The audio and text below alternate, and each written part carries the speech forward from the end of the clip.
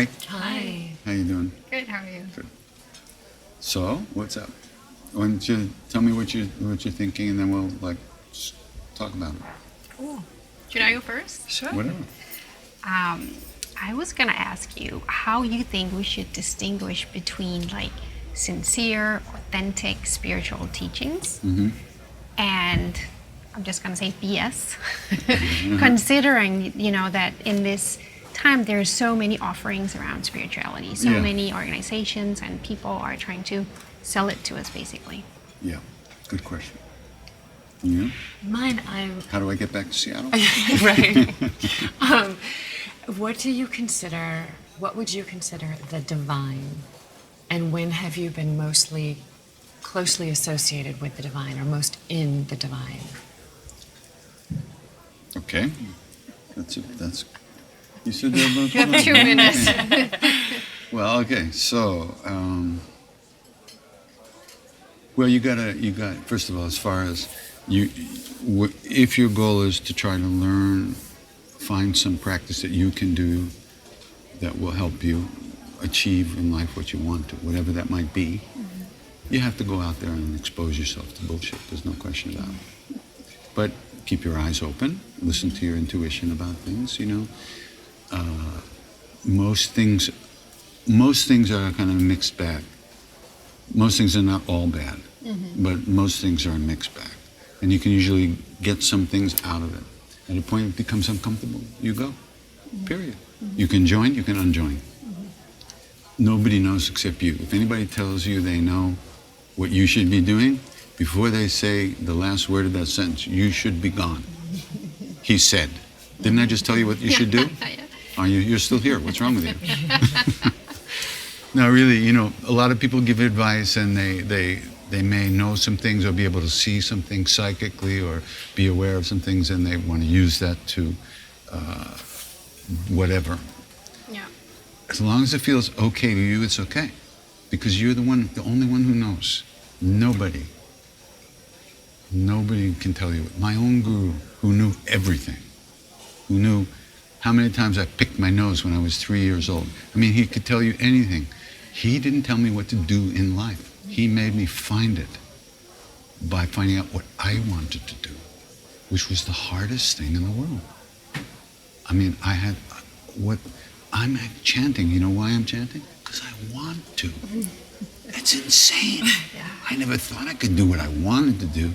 I want to chant. I'm happy chanting. I want to chant. I love it. This is something that's beyond my belief. I could never believe that I would be able to be happy doing something in life. But I had to find that. And I had to come to the right motivation for it, which was I was drowning, and it was the only rope that was being, thrown to me was chanting. And I had to take it. I had to agree to take it. So how do you learn? You make mistakes. Yeah. Right? You make mistakes. You try things that don't fit. You put on clothes that don't fit. You walk a few feet. It doesn't work. You go back and you change your clothes. You don't take them off in public. You go back and you change your clothes. Yeah. So, and there's no, it doesn't have to be a messy. A lot of people get involved with with things that cult. I was in a cult. And it took years for me to kind of work myself through that, because I was getting something I needed. I was getting patted on the head and told I was a good little boy. My guru had left his body, he had died, and I needed somebody to tell me I was a good little boy, and I was willing to give myself away to get that. And I did for years. And then it turned sour, and I saw what it was, and I left, no problem. So I meet a lot of people who get involved with all kinds of shit, and I say, yeah, I've been there, I know what that's. But you have to jump in, You have to jump in. You can always, nobody can take your free will away from you. You always have that. Even if they say they can't. And the real guys, the real teachers never do that. You never feel any manipulation. You only feel love. And that's divine. That's what it is. God is love. But not the love that comes and goes. It's the love that we are, which is something we don't know how to find at this point in our lives. We don't know how to see what's inside of us, what we're, our true nature. So that's what practices are for, to help us find a way to uncover what's already within us. And, even when I was with Maharaji, and I was ridiculously happy half of the time and ridiculously unhappy the other half of the time, but I was attached to his body, to his physical presence, and so I suffered terribly when he died. But then I recognized that if I wanted to find that love, I needed to find it in here.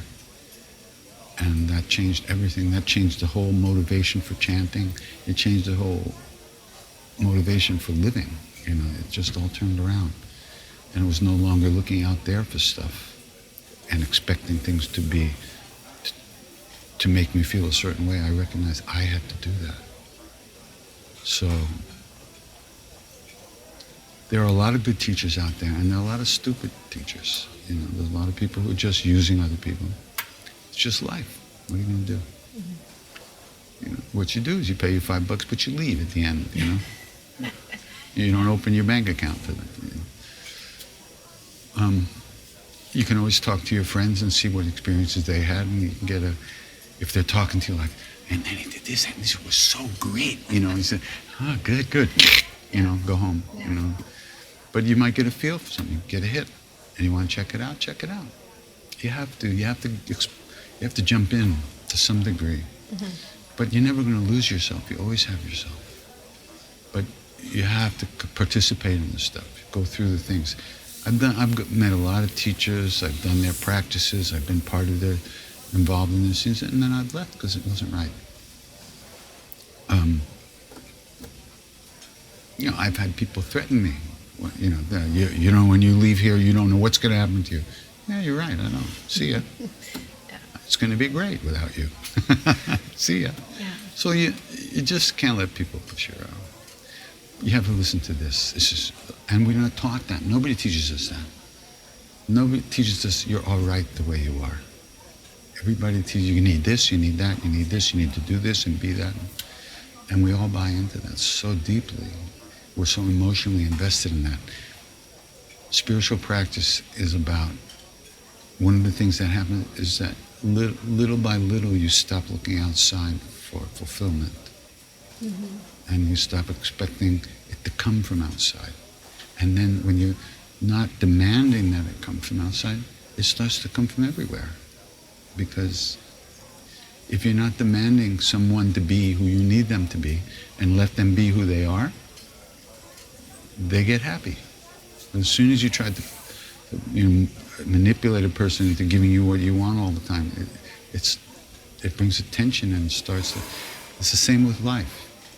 You try to fill your life with good things and things that make you feel a certain way, and then it's 4 a.m. and you're clicking, and there's nothing you want to watch, and you keep clicking, right? Those are the greatest moments in the world, because it's just you, the clicker, and the TV at 4 a.m. and just like. Now, if you stop clicking for a minute and watch and feel that, the tremendous longing that we have to connect, to connect with that love. Why do we have that longing? Because we know what it is already. If we didn't know what it is, we couldn't be looking for it. So we know what it is.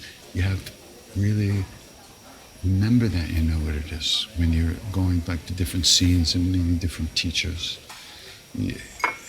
See what you get from it, See what you get. If it makes you feel right. If it does, enjoy.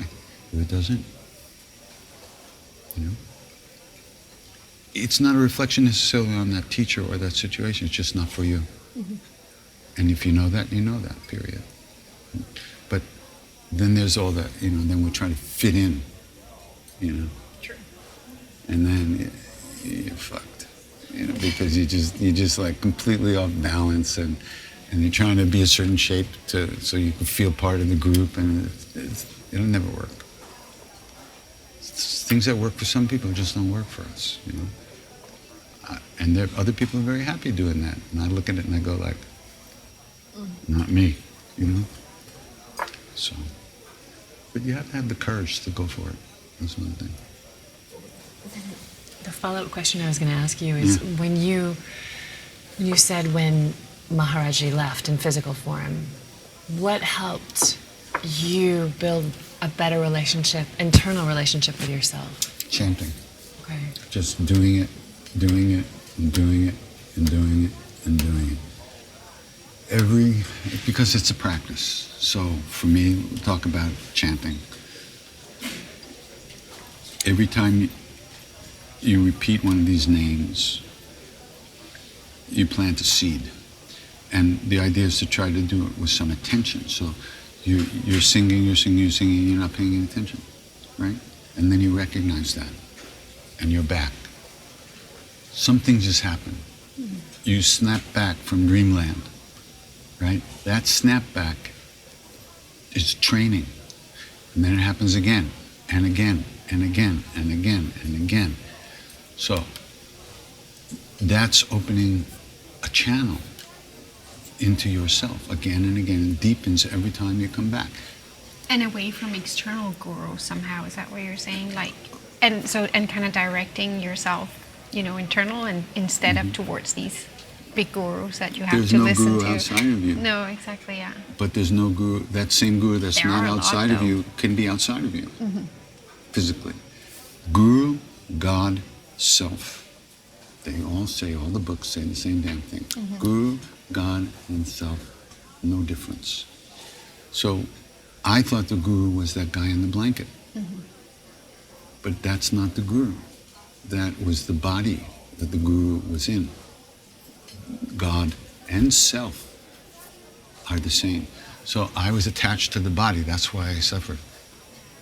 I could have enjoyed that body without being attached, but that was beyond me at that point in my life. So when that body was not there, I suffered terribly until I recognized that guru, God, and self are not the same. So then it had to be in there too.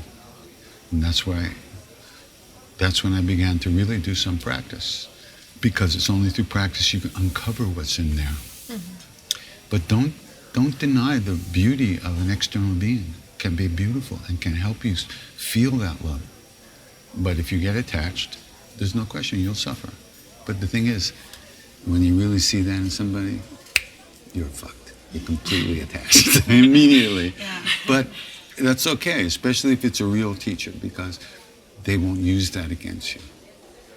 What happens is people emotionally fall in love with somebody, and then that person turns out to be, not so good, and they manipulate people that way. Could be worse. You learn. That's all. You learn. Don't be afraid. Or if you're afraid, just be reasonably afraid. Okay. Which is not possible, of course. But you can't hold back out of fear, because that's a whole other issue.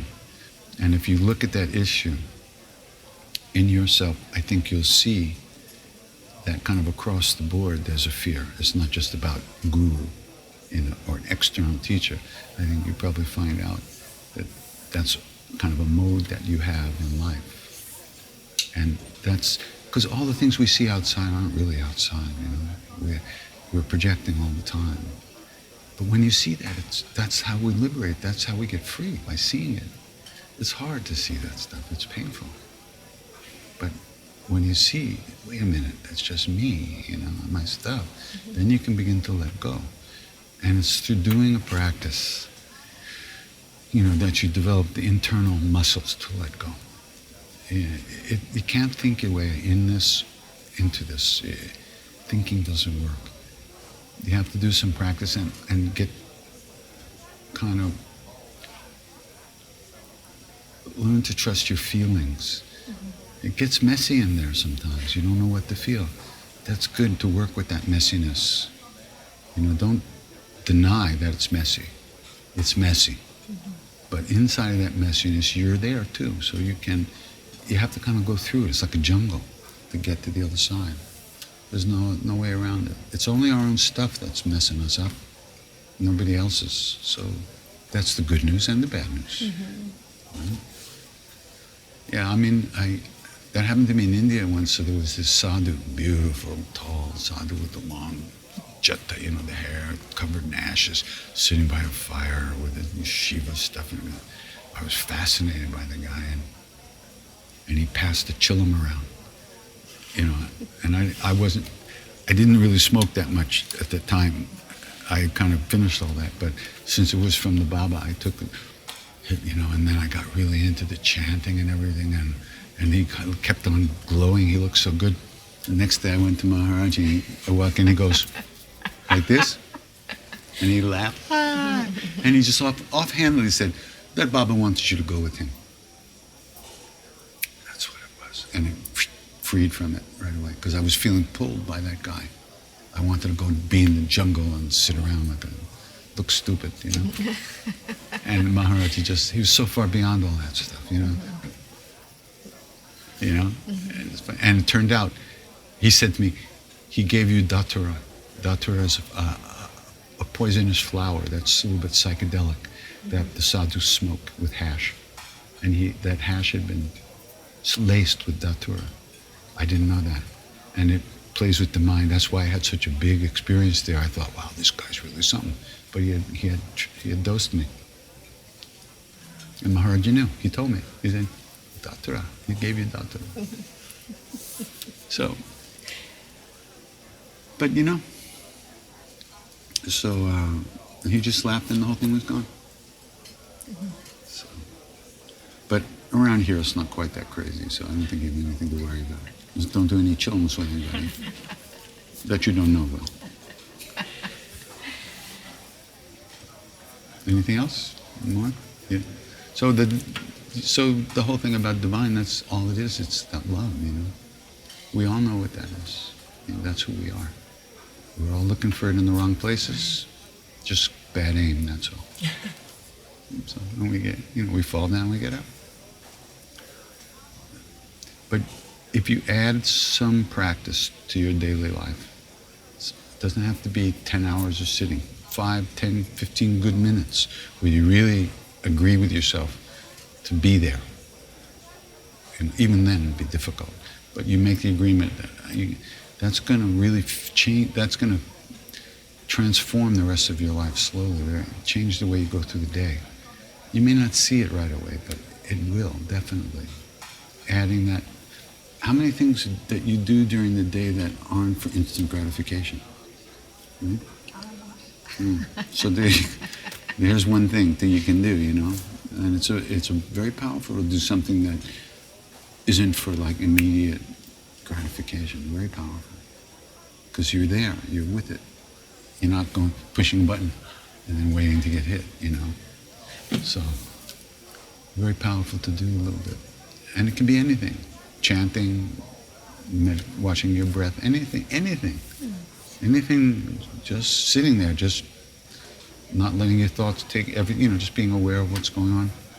Keep it simple. Unless you work with a teacher or someone, and then you just, then you follow their instructions and you work with them with that. That's good. A lot of good teachers out there. A lot of good teachers. You're in Brooklyn? Who said you? You're in Brooklyn. I'm in Brooklyn. His son's in Brooklyn. Ethan Nichtern's in Brooklyn. The Interdependence Project. Oh, wow. Very good. Very excellent. Great stuff. Wow. Yeah. I'll investigate those. Yeah. So there's good stuff everywhere. Except here, because we're gone. All right. Take these cups home with you, okay? Thank you very much. You need another dish to wash. Thanks for the answers. Yeah, okay. Hope Thank you so much. Okay, nice to meet you. Thank you. Take care. Thank you. Yeah, Okay. thank you. I appreciate that. Thank you.